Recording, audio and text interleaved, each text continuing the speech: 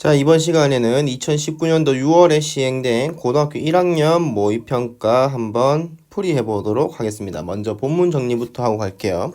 본문 정리할 때에는 항상 문단을 나누고 문단별 중요한 내용을 체크해 가면서 읽는 습관을 들이시기 바랍니다. 자, 문단을 한번 나눠 봅시다. 첫 번째 1문단, 그리고 2문단, 3문단, 4문단, 5문단 총 5개의 문단으로 나눠지고요. 글 한번 읽으면서 빠르게 정리해 보도록 할게요. 식물의 생장에는 물이 필수적이다 라고 나와 있고요. 동물과 달리 식물은 잎에서 광합성을 통해 생장에 필요한 양분을 내는데 물은 바로 그 원료가 된다. 계속해서 첫 번째 줄에서 물이 필수적이고 물이 광합성의 원료가 된다라고 얘기함으로써 식물의 생장과 물에 대해서 이야기를 하고 있네요. 물은 지구 중심으로부터 중력을 받기 때문에 높은 곳에서 낮은 곳으로 흐른다. 물이 일반적으로 흐르는 방향. 식물은 지구 중심과는 반대 방향으로 자라기 때문에 끝에 달려있는 잎에 물을 공급하려면 중력의 반대 방향으로 물을 끌어올려야 한다. 자, 식물이 물이 필요하고 이 물을 어떻게 공급받는가에 대해서 얘기를 하고 있으니까 물을 공급받는 방식에 대해서 계속 얘기할 것을 알 수가 있다. 그죠? 미국의 캘리포니아 레드우드 국립공원의 키 큰 나무를 가지고 와서 얘를 127m나 되는데 어떻게 물이 올라갈 수 있는가? 펌프 같은 장치도 보이지 않는데 그 높은 곳까지 올라갈 수 있는 것일까? 라고 해서 의문을 던지고요. 의문을 던졌으면 어떻게 해야 되죠? 그렇죠. 대답을 해야 되겠죠. 어떻게 물을 끌어올릴까? 그래서 뿌리 앞 모세관 현상, 증산작용으로 인해 생긴 힘이 복합적으로 작용한다. 그래서 세 가지의 힘을 소개하고 있습니다. 뿌리 앞 모세관 현상, 증산작용. 그러면 1문단 이후에는 무슨 내용이 나올지 예측 가능하죠. 뿌리 앞과 모세관 현상과 증산작용에 대해서 각각 설명을 해 나갈 것 같다라고 예측을 할 수가 있고요. 그러면은 1문단에서는 식물과 물의 관계를 이야기했고요. 식물이 물을 끌어올리는 방식. 첫 번째가 뿌리 앞, 두 번째가 모세관 현상, 세 번째가 증산작용으로 인해서 일어나는데 아직까지 자세하게 나오진 않았어요. 그래서 뒤에 이 문단부터 이제 자세하게 나올 것 같습니다. 볼게요. 호박이나 수세미 잎을 모두 떼어내고 뿌리와 줄기만 남기고 자른 후에 뿌리 끝을 물에 넣어보면 잘린 줄기 끝에서 물이 힘차게 솟아오르진 않지만 계속해서 올라온다. 자, 잘린 줄기 끝에서 뿌리털을 둘러싼 세포막을 경계로 안쪽은 땅에 비해 여러가지 유기물과 무기물들이 더 많이 섞여 있어서 뿌리 바깥보다 용액의 농도가 높고요. 다시 말해서 뿌리털 안은 농도가 높은 반면에 흙 속에 포함되어 있는 물은 농도가 낮으니까 이때 농도의 균형을 맞추기 위해서 흙 속에 있는 물 분자는 뿌리털의 세포막을 거쳐 물 분자가 상대적으로 적은 뿌리 내부로 들어온다. 이처럼부터 농도가 낮은 흙 속의 물을 농도가 높은 뿌리 쪽으로 이동시키는 힘, 이걸 뿌리압이라고 한다. 그래서 뿌리압에 대해서 다시 한번 정의를 내려요. 뿌리압이란 뿌리에서 물이 흡수될 때 밀고 올라오는 압력이다. 물을 위로 밀어 올리는 힘이다. 라고 해서 뿌리압이라고 하면 농도가 낮은 쪽에서 높은 쪽으로 이동시키는 힘, 밀고 올라오는 압력,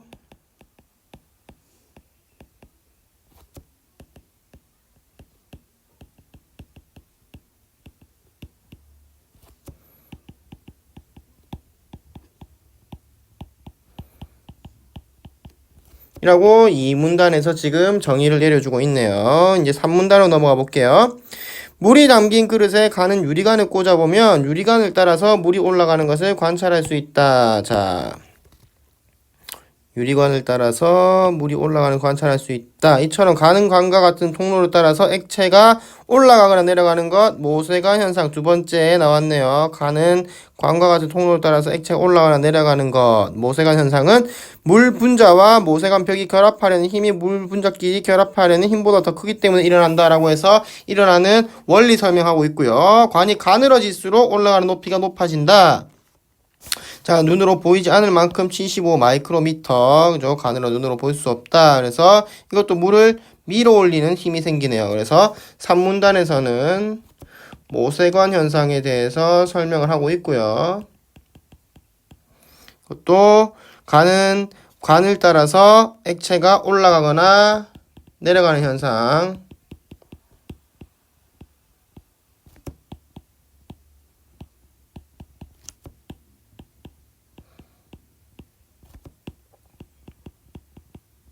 그런데 우리는 지금 식물에서 물이 어떻게 공급되는지를 보고 있으니까 물이 올라가야 되겠죠. 그죠? 올라가는 현상을 보셔야 되고요. 2번, 3번에서 뿌리 앞과 모세관 현상의 공통점, 둘 다 물을 밀어 올리는 힘이었어요. 물을 밀어 올리는 힘. 4문단으로 넘어가 봅시다. 자, 4문단에서는 또 다른 색으로 해볼게요. 뜨거운 햇볕이 내리쬐는 더운 여름철에는 큰 나무가 만들어주는 그늘이 그렇게 고마울 수가 없다. 나무가 만들어주는 그늘. 자, 그늘이 왜 시원한가?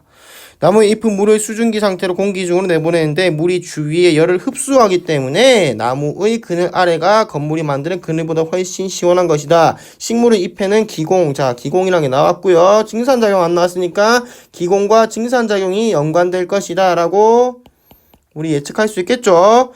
기공을 통해 공기가 들락날락하거나 잎의 물이 공기 중으로 증발하기도 한다. 이처럼 식물체 내의 수분이 잎의 기공을 통하여 수증기 상태로 증발하는 현상, 증산작용 나왔네요. 식물체 내의 수분이 잎의 기공을 통해 수증기 상태로 증발하는 현상. 자, 기공 통해서 증산작용이 일어나는데 기공을 통해 수분이 수증기로 증발하는 현상.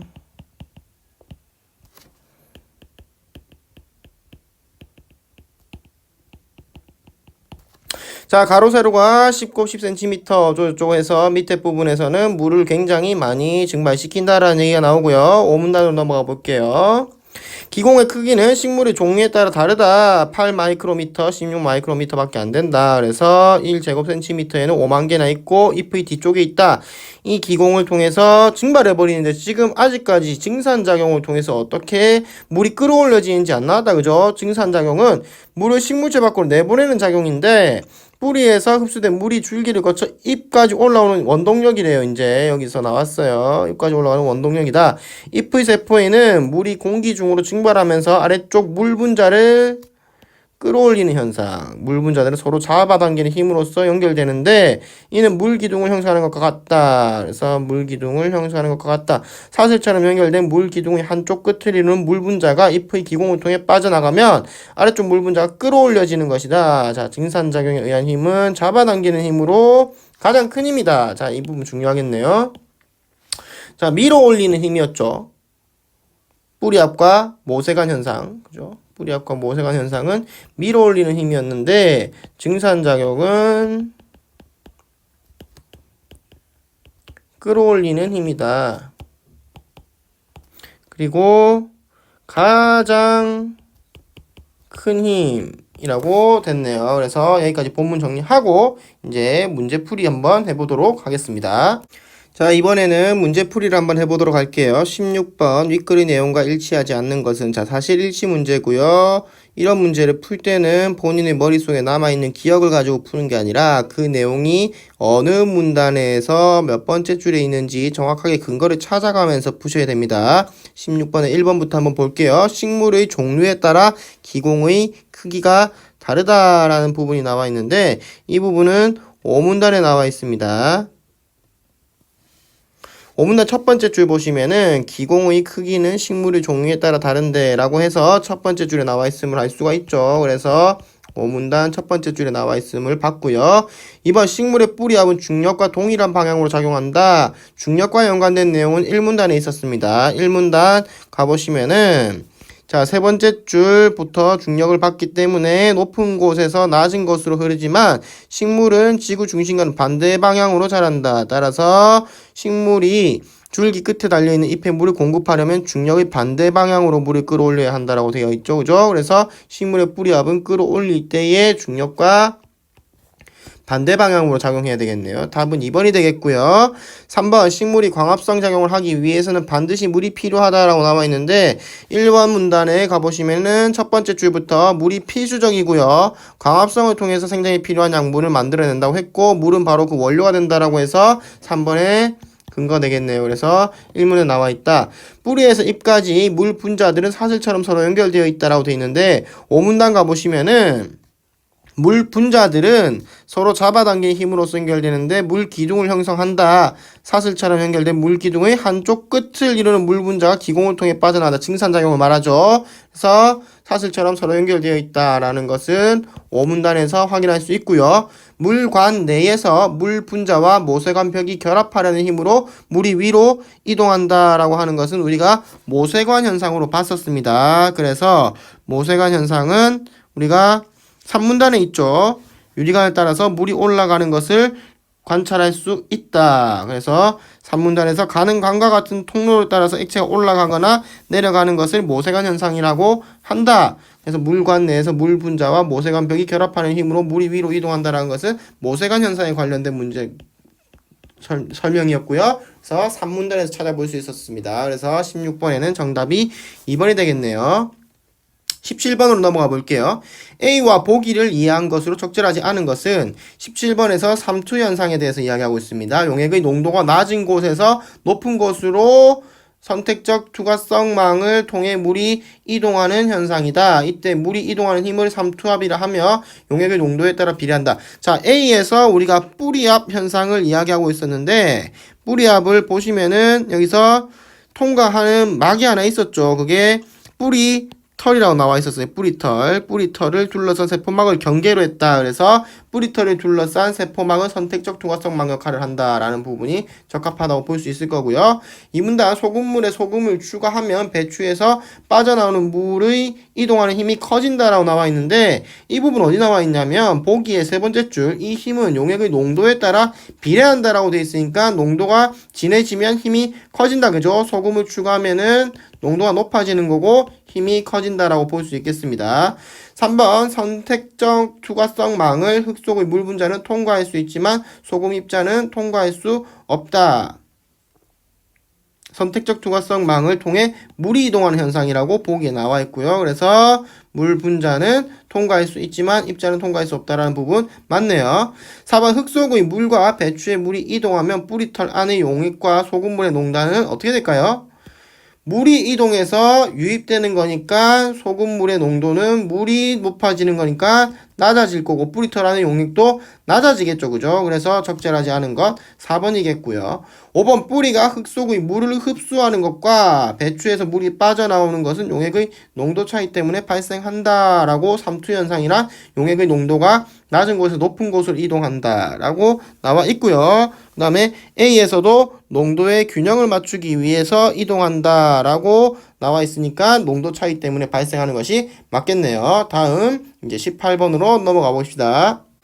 자, 가와 같은 현상이 일어나는 예로 적절한 것은 4문단에 보시면은 가가 있어요. 나무의 잎은 물을 수증기 상태로 공기 중으로 내보내는데 이때 물이 주위의 열을 흡수한다. 자, 수증기로 변하면서 주변 열을 흡수하기 때문에 시원함을 느껴야 돼요. 그러면은 1번 피부에 알코올솜을 문지르면은 알코올이 날아가면서 시원함을 느끼죠. 그죠? 그러면은 가와 같은 현상이 나는 거는 1번일 거고요. 3번, 4번, 5번은 전부 다 발열 현상이니까 지금 반대되는 현상입니다. 그 다음에 주머니 난로 액체가 하얗게 굳어가는 것은 열을 발산하는 거. 이것도 발열 현상으로 볼 수 있겠네요. 그죠? 그래서 2, 3, 4, 5번은 발열 현상이니까 반대되는 현상이고요. 그래서 19번에는 답이 1번이 되겠네요. 20번으로 넘어가 봅시다. 학생이 보기와 같은 실험을 하였다. 윗글을 바탕으로 보기에 대한 반응으로 적절한 것은 크기와 종류가 같은 식물셋을 가는 줄기만 있으니까 얘는 모세관 현상만 일어날 수 있겠습니다. 그죠? 나는 줄기와 잎만을 남겼다. 얘는 모세관 현상과 증산작용이 일어날 수 있겠고 얘는 뿌리압, 모세관, 증산 세 가지가 다 일어날 수 있겠네요. 자, 봅시다. 1번 가보다 나의 비닐 안쪽 면에 물방울이 더 많이 맺히겠죠. 나에서는 지금 증산작용이 일어날 수 있으니까요. 그래서 덜 맺힐 것이다. 틀렸고요. 가의 용기에 담긴 물이 나다의 용기에 담긴 물보다 더 많이 줄어들 것이다. 반대죠. 가가 가장 많이 줄어들 거고요. 그 다음에 나가 줄어들 거고 가가 줄어들 거예요. 왜냐하면 다에는 세 가지 힘이 적용되고 나에는 두 가지 힘이 적용되고 가에는 한 가지 힘이 적용되니까요. 3번 나에서는 한 가지 힘이 아니죠. 두 가지 힘이죠. 다에서는 세 가지 힘이네요. 자, 4번 가나다 모두 물 분자들이 연결된 물 기둥이 형성될 것이다. 이건 맞아요. 가도 모세관 현상 하나만 일어나고 있지만 물을 위로 끌어올리는 힘이 작용하고 있고요. 나, 다 모두 작용하고 있으니까 물 기둥이 형성될 수 있겠죠. 답은 4번이고 가나다 모두 공기가 식물 내부로 출입하는 현상이 일어나지 않는다 라고 되어 있는데 이 부분은 증산작용에서 보시면은 공기가 기공을 통해서 들락날락하거나 물이 공기 중으로 증발하기도 한다라고 되어 있기 때문에 기공이 있는 나와 다에서는 출입하는 현상이 일어나지만 가는 잎이 없기 때문에 일어나지 않습니다. 그래서 5번도 틀린 서술이 되겠네요. 그래서 답은 20번에 4번으로 보면 되겠습니다. 자, 이 정도 하고 다음번에는 다른 지문 풀이 한번 해보도록 할게요.